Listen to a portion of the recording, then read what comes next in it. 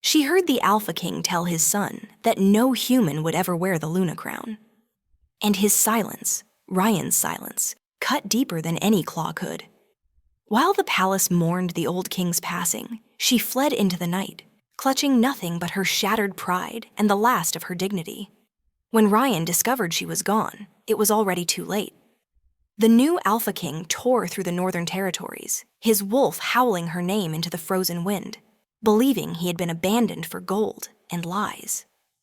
Far from there, in the shadow-soaked alleys of Crimson Vale, with trembling hands wrapped around her own arms to keep from breaking, she swore she would never again beg to be chosen by a man who could not choose her when it mattered. She danced in an underground club draped in crimson silk and golden chains, her body moving to music that drowned out the memory of his touch. It was survival. It was defiance. It was all she had left. Until, on an ordinary night, heavy with smoke and whiskey, the Alpha King entered the club on a mission that had nothing to do with her, and froze the moment he saw the woman he had sworn to forget, moving like liquid fire under the lights, dancing for men who were not him. When he followed her through rain-slicked streets and confronted her in the dim backstage room that smelled of incense and secrets, he did not expect her rage. He did not expect her tears. And he certainly did not expect the envelope she threw at his feet. The forged letter bearing his royal seal. The blood money his beta had used to destroy them both. The woman he thought had betrayed him had been the one betrayed all along. And now, standing face to face after 5 years of poison and lies, Ryan had one chance to undo the damage, or lose her forever to the darkness he had forced her into. Chapter 1. The northern territories smelled of pine and frost, and something ancient that Kathleen couldn't name. She had arrived 3 days ago with her easels and paints, commissioned to capture the royal lineage in oil and gold leaf, and already the cold stone walls of the palace felt like they were closing in. The werewolves moved through the corridors with predatory grace, their eyes tracking her with a mixture of curiosity and disdain. Human, their gazes whispered. Fragile, temporary. She escaped to the gardens after midnight, when the moon hung full and heavy over the mountains. The air was crystalline, sharp enough to cut, and the fountain at the garden's heart threw silver light across the hedges. Kathleen pulled her shawl tighter and exhaled a cloud of white breath, watching it dissipate into nothing. "You shouldn't be out here alone." The voice came from the shadows beneath the ancient oak, low and rough like gravel wrapped in velvet.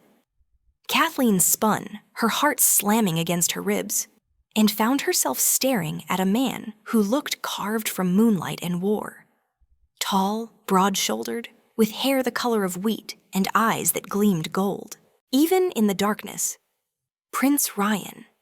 She'd seen his portrait in the Great Hall, but the paint had failed to capture the raw intensity of him, the way he seemed to take up more space than his body occupied. "I needed air," she managed, lifting her chin despite the way her pulse raced. "The palace feels like a tomb." His mouth curved, almost a smile. "It is a tomb.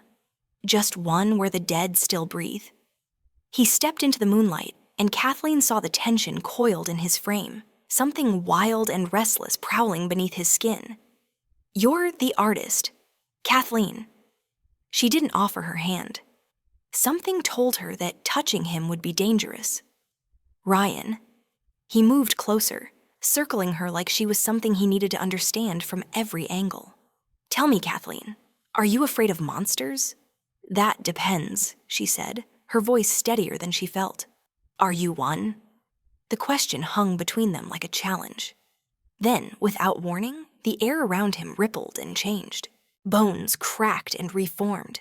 His body stretched and expanded, fur the color of winter wheat spreading across muscle and sinew, until a massive wolf stood before her, eyes still burning with that same golden fire. Kathleen should have run. Every human instinct screamed at her to flee. But she stood frozen, breathless, as the wolf lowered his enormous head and exhaled warm air against her trembling hand. When he shifted back, naked and unashamed in the moonlight, Ryan's voice was barely a whisper. "You didn't run." "No," Kathleen breathed, her fingers still tingling from where his fur had touched her skin. "I didn't." And in that moment, beneath a moon that had witnessed 1,000 secrets, something irreversible sparked between them, electric, impossible, and utterly devastating. Chapter 2. 3 weeks changed everything. 3 weeks of stolen moments in the garden, of Ryan's hands tangled in her hair while he whispered words in the old tongue against her throat, of laughter that tasted like freedom and kisses that felt like coming home.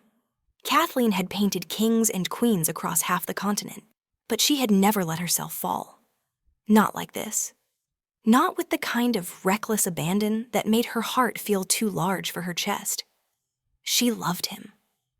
God help her, she loved him with a ferocity that terrified her. Ryan spoke of fate, of souls recognizing each other across lifetimes.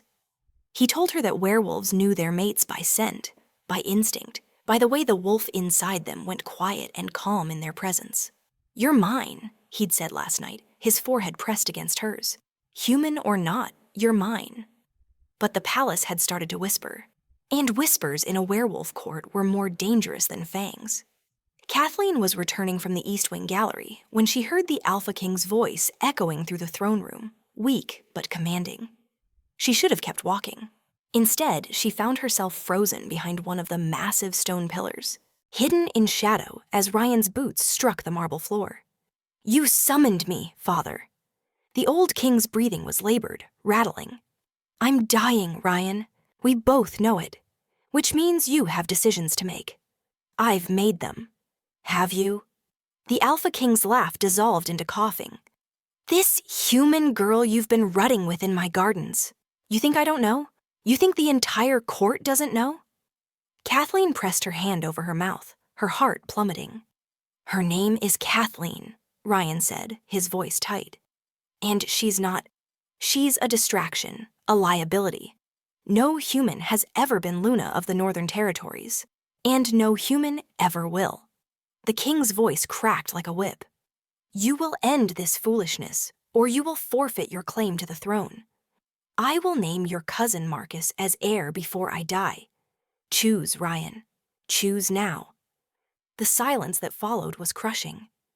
Kathleen waited for Ryan to rage, to fight, to defend what they had built together in moonlight and whispers. She waited for him to say that she was worth more than a crown, that love was stronger than duty, that he would burn the whole kingdom down before he let them take her from him. But Ryan said nothing. The silence stretched, terrible and infinite, filling the spaces between her ribs like ice water. Still, he said nothing. "I thought so." The Alpha King's voice was almost gentle now, satisfied. "You're dismissed, my son. Send for the council. We have arrangements to make." Kathleen didn't wait to hear more. She turned and fled through the corridors, her vision blurring, Ryan's silence ringing in her ears, louder than any words ever could. Chapter 3. Kathleen was throwing her brushes into a canvas bag when the knock came. Sharp, authoritative. Not Ryan's knock. She knew the rhythm of his knuckles against wood, the way he always hesitated just slightly, as if asking permission even when he didn't need to. "Come in," she said, her voice hollow. Beta Marcus entered with the kind of smooth precision that made her skin crawl. He was handsome in a cold, calculated way, with dark hair slicked back and eyes like chips of obsidian. He'd never liked her. She'd felt it from the first day, the way his gaze swept over her like she was dirt tracked in from the forest. "Miss Kathleen," he closed the door behind him with a soft click. "I've come on behalf of Prince Ryan." Her hands stilled on the leather strap of her bag. "He sent you?" He thought it best. Marcus produced an envelope from inside his jacket, thick and heavy. "The prince wanted me to deliver this personally, to ensure there were no misunderstandings." Kathleen stared at the envelope. The royal seal pressed into red wax gleamed in the lamplight. The wolf and crown of the Northern Territories. Ryan's seal. "What is this?" But even as she asked, something cold and sick was unfurling in her stomach. Marcus laid the envelope on the small wooden table between them. "Payment for your time here, for your discretion." He tilted his head, studying her like she was an insect pinned to board. The prince wanted to ensure you were compensated fairly for services rendered. He asked me to convey his gratitude and his hope that you'll leave quietly. Tonight, preferably. The room seemed to tilt. Kathleen reached for the envelope with the numb fingers and opened it. Gold coins spilled across the table, clinking against wood. And beneath them, a letter in elegant script on palace stationery. Kathleen, by the time you read this, you'll understand that what we had was never meant to last. My father is right. The kingdom must come first.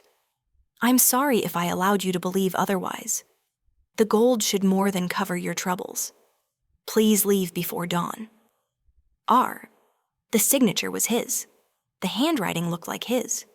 Even the phrasing, clinical, distant, sounded like the Ryan she'd heard standing silent before his father. He couldn't even tell me himself, she whispered. Marcus's smile was thin and satisfied. The prince is very busy preparing for his coronation. I'm sure you understand. Kathleen looked at the gold scattered across the table, like pieces of her broken heart, shining and worthless. Rage and humiliation warred inside her chest. But beneath it all was something worse. The terrible, suffocating realization that she had been exactly what they all thought she was. A human, temporary, forgettable. She swept the gold back into the envelope and threw it at Marcus's feet. Keep it, she said, her voice shaking.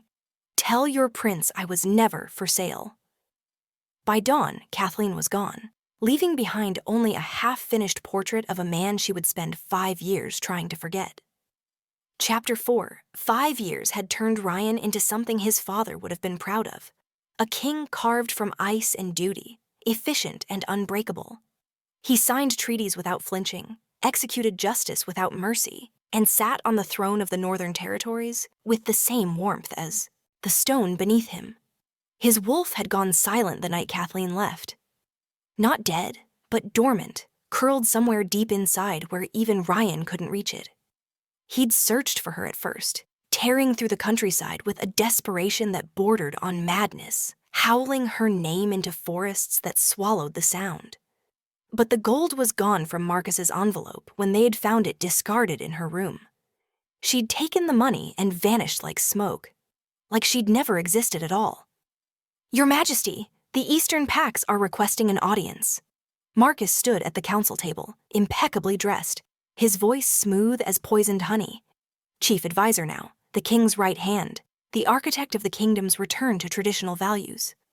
They wish to discuss the trade routes through Crimson Vale. Ryan didn't look up from the document spread before him. Tell them we'll send an envoy next month. Perhaps you should go yourself, my lord. A show of strength. The border territories have been restless. Something flickered behind Ryan's eyes, brief as lightning. Crimson Vale.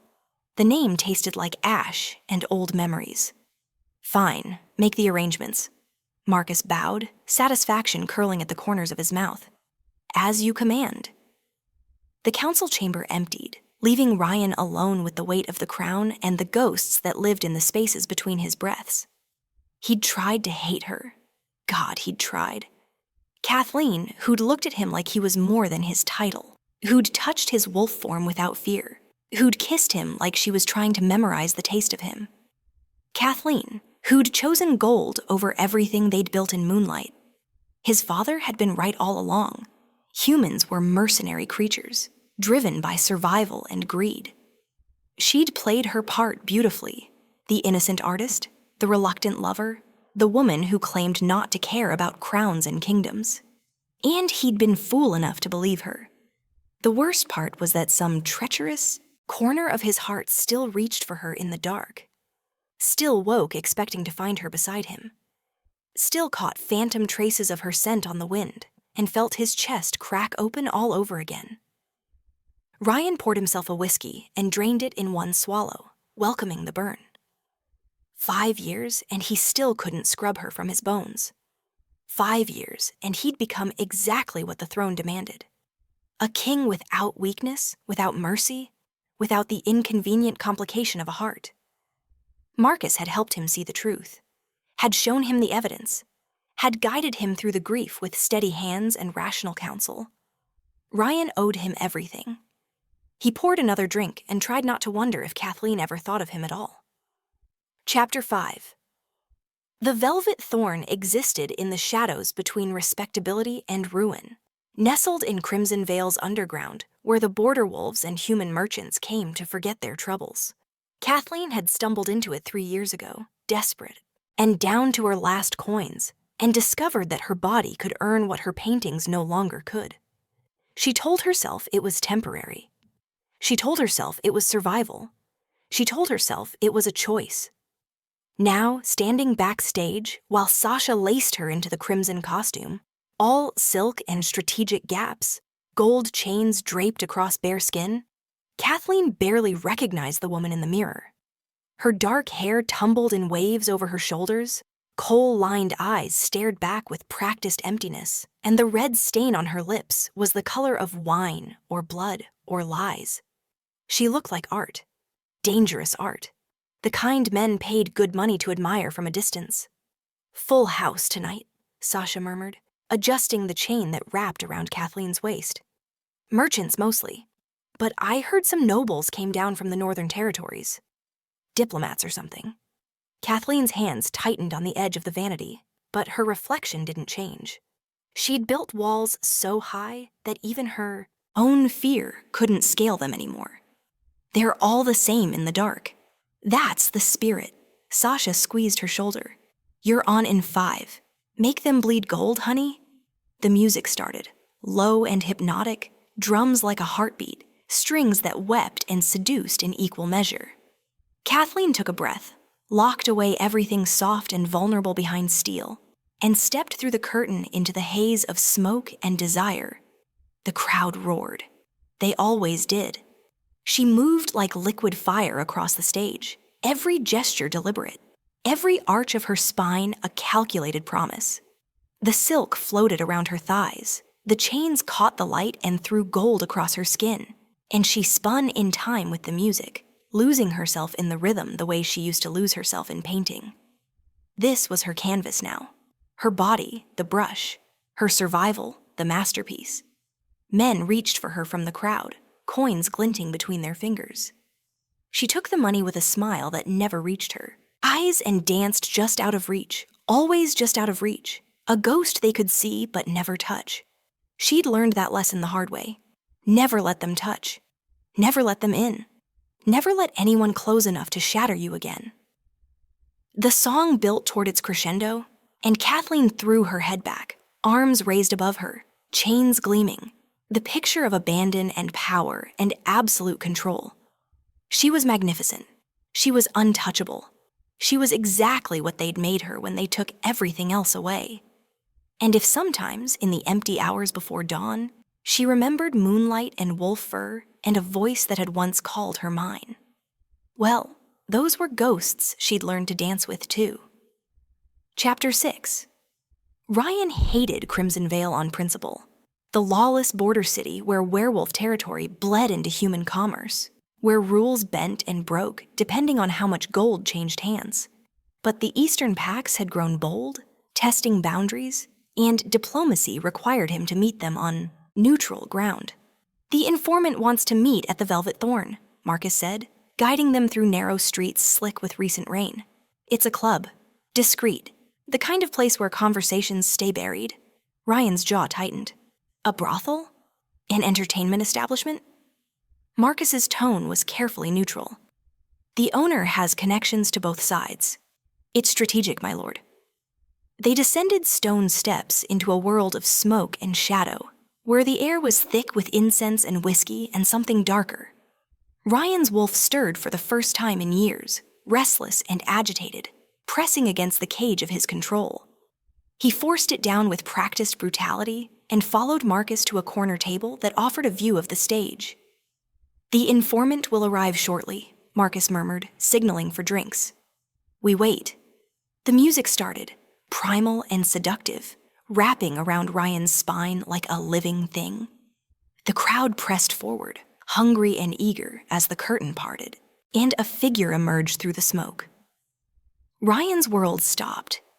She moved like silk given life, draped in crimson that clung and floated, gold chains catching light as she spun. Dark hair cascaded over bare shoulders, her body a masterpiece of controlled grace, every movement deliberate and devastating. The crowd roared, but Ryan couldn't hear anything over the sudden thunder of his heartbeat. Kathleen. His wolf exploded inside him, snarling and clawing, demanding he tear through the crowd and claim what was his. Ryan's hands clenched around the table edge, hard enough that wood splintered beneath his fingers. She was right there, 20 feet away, dancing for men who watched her like wolves circling prey, dancing for everyone but him. "Your Majesty?" Marcus's voice came from somewhere far away. "Are you—" "Shut up!" The words came out as a growl, barely human. She spun again, and Ryan saw her face fully, the sharp beauty he'd memorized in moonlight now painted with coal and red. Her eyes vacant and professional as they swept the crowd. Those eyes had once looked at him like he held galaxies. Now they looked through the men before her like they were scenery.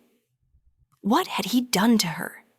What had his silence, his cowardice, his failure driven her to? A merchant grabbed for her ankle. She smiled, cold and practiced, took his coin, and danced away before he could touch skin. Ryan was halfway out of his seat before Marcus's hand clamped on his arm. "Control yourself," Marcus hissed. "You're drawing attention." But Ryan's wolf was past control, past reason. 5 years of dormant fury roared to life as another man reached for her, as coins rained at her feet like offerings to a goddess forced into the dirt. She belonged in a palace. She belonged in moonlight. She belonged with him. Instead, she was here, selling pieces of herself to survive in a world he'd driven her into. Ryan stood, his eyes burning gold, every instinct screaming mine. Chapter 7. Kathleen was unlacing. Her costume when the door to the dressing room slammed open hard enough to crack against the wall. She spun, reaching for the knife she kept hidden in her vanity drawer, but froze when she saw who filled the doorway. Ryan. Alpha King Ryan, looking like he'd walked through fire to get here, his eyes blazing gold, his chest heaving with barely controlled fury. He looked older, harder, with new scars along his jaw and a coldness in his face that hadn't been there before. But God, he was still him. Still the man who'd destroyed her. "Get out," she said, her voice steady despite the way her heart was trying to claw out of her chest. "No." He stepped inside and kicked the door shut. The small room suddenly felt suffocating, charged with 5 years of rage and grief and want. "What the hell are you doing here?" Kathleen laughed, sharp and bitter. "Working. What does it look like, Your Majesty?" "It looks like you're selling yourself to anyone with coin." His voice was rough, shaking. "How much, Kathleen? How much for you to stop?" The slap came before she could think, her palm cracking across his face with enough force to snap his head sideways. Don't you dare judge me for surviving the world you threw me into." Ryan's hand shot out, catching her wrist, yanking her close enough that she could feel the heat rolling off him in waves. "I threw you into? You're the one who took the gold and ran. You didn't even have the courage to say goodbye to my face." "Your gold?" Kathleen wrenched free, stumbling back. "The money you paid me to disappear? The letter telling me I was never meant to last? That gold?" "What letter?" Ryan's eyes narrowed, confusion cutting through the fury. "What the hell are you talking about?" "Don't play stupid. It had your seal, your signature." She grabbed her bag from the chair and dug through it with shaking hands until she found the envelope she'd kept like evidence of her own stupidity. She threw it at his chest. "This letter, the one where you thanked me for services rendered and asked me to leave before dawn." Ryan caught the envelope, his expression shifting from anger to something darker as he pulled out the paper. His hands trembled as he read, his face going pale beneath his tan. "I didn't write this." "Liar." "Kathleen, I didn't—" He looked up, and the raw devastation in his eyes made her breath catch. "I searched for you. For months. I tore apart half the kingdom trying to find you. Marcus told me you took the gold he gave you and vanished. He said you'd been planning to leave all along. The name hit her like ice water. Marcus gave you gold to give me? No. He said he tried to convince you to stay, but you'd already taken the money and... Ryan stopped, the color draining from his face as understanding crashed over him. Oh, God. Kathleen's legs felt weak. He came to my room. He said you sent him. He had your seal. He's chief advisor. He has access to... Ryan's voice broke. His hands crushed the letter. What have I done? Chapter 8. The letter arrived 3 days after Ryan returned to the Northern Territories, leaving Kathleen behind in Crimson Vale, with promises he wasn't sure she believed, and wounds too deep to heal with words alone. It came in a plain envelope, delivered by a young courier, who said an old woman had pressed it into his hands with trembling fingers, and begged him to ensure the king received it personally. Ryan opened it in his private chambers, alone, whiskey untouched on the table beside him. Your Majesty, I am dying. The healers say I have weeks, perhaps less, and I cannot meet my gods with this weight on my soul. My name is Meredith. I served your father as a housemaid for 40 years. What I witnessed 5 years ago has haunted me every day since. I saw Beta Marcus in the scribing room the night before the human artist fled. He was alone, practicing signatures by candlelight, your signature, my lord. I watched him forge letter after letter until the hand matched yours perfectly. I was too frightened to speak. Marcus has always been persuasive, dangerous to those who cross him. I followed him the next morning and saw him enter the artist's chambers. I heard him tell her the letter came from you, that you wanted her gone. I heard her weep. I am a coward, your Majesty. I said nothing while an innocent woman was destroyed and you were deceived. I said nothing while Marcus rose to power on the foundation of his lies. But I cannot die silent. Enclosed are the practice letters I stole from the scribing room that night. May they serve as proof. May they bring you justice. May the gods forgive me for waiting so long. Meredith Ryan's hands shook as he unfolded the additional pages, sheet after sheet covered in Marcus's handwriting, slowly morphing into a perfect imitation of his own. Draft after draft of the letter that had destroyed everything. By the time you read this, the kingdom must come first. The gold should more than cover your troubles. The words blurred as Ryan's vision went red. 5 years. 5 years of believing Kathleen had betrayed him. 5 years of Marcus standing at his shoulder, offering counsel, guiding decisions, tightening the noose of tradition around the kingdom's throat. 5 years of his most trusted advisor feeding him poison disguised as truth. And Kathleen, Kathleen had spent 5 years believing Ryan had paid her to disappear, that their love had meant nothing, that she'd been disposable. She'd fled into poverty, into survival, into a world that had forced her to sell pieces of herself because the man she loved had stayed silent when it mattered and then had her cast out like garbage. Except he hadn't. Marcus had done it. Marcus had orchestrated everything. Ryan's wolf surged forward with a roar that shattered the windows. His claws extended, tearing through the upholstery of his chair. The beast inside him that had been dormant for 5 years erupted with apocalyptic fury, demanding blood, demanding vengeance, demanding Marcus's throat between his jaws. The door burst open. Guards rushed in, weapons drawn, and stopped dead when they saw their king, half-shifted, golden eyes blazing, the evidence of treason scattered at his feet. Find Marcus, Ryan snarled, his voice barely human. Bring him to the council chamber, now. Chapter 9. The council chamber fell silent as Ryan threw the forged letters onto the table, scattering them across ancient wood like evidence of murder. In a way, they were. Marcus stood at the far end, his face carved from stone, but Ryan could smell the fear beneath the composure, acrid and sharp. Treason, Ryan said, his voice echoing off vaulted ceilings. Forgery, conspiracy, manipulation of the crown. He stalked toward Marcus, each step deliberate. You destroyed my life. You destroyed her life. For what? Tradition? Power? Marcus lifted his chin. For the kingdom, for the bloodline. That human would have weakened everything our ancestors built. Ryan's fist connected with Marcus's jaw, sending the beta crashing into the council table. You don't speak of her. You don't even think her name. He hauled Marcus up by his collar. The council bears witness. Beta Marcus is stripped of rank, title, and pack bonds. You are exiled from the Northern Territories. If you return, you die. He threw Marcus at the guard's feet like the trash he was. 3 days later, Ryan stood outside the Velvet Thorn as rain hammered the cobblestones, soaking through his cloak. He'd left his guards at the inn, left his crown in his chambers. He came as just a man, broken, desperate, and willing to beg. Kathleen opened the door to her small apartment above the club, her eyes widening. Ryan, I'm sorry. The words tumbled out before she could speak.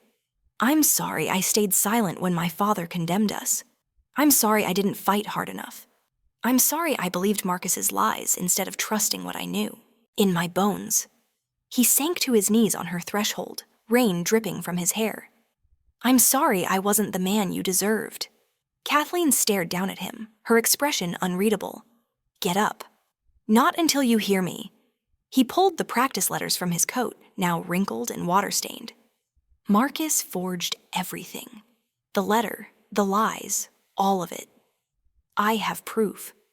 I have witnesses. And I've spent 5 years hating myself for losing you, when I should have been hunting the bastard who stole you from me. So you've come to claim me back? Her voice was cold. To drag me to your castle and make me Luna like that fixes everything? No. Ryan's throat tightened. I've come to offer you a choice. The real choice I should have given you 5 years ago. He looked up, meeting her eyes. Come back with me, not as my property, not as my shame, as my equal, my partner, my Luna in truth. Change the kingdom with me. Break every tradition that says you don't belong, but only if you want it. Silence stretched between them, broken only by rain and the distant music from below. I need time, Kathleen finally said. You can't just walk back in and expect... I'll wait. Ryan stood slowly. I'll wait as long as it takes.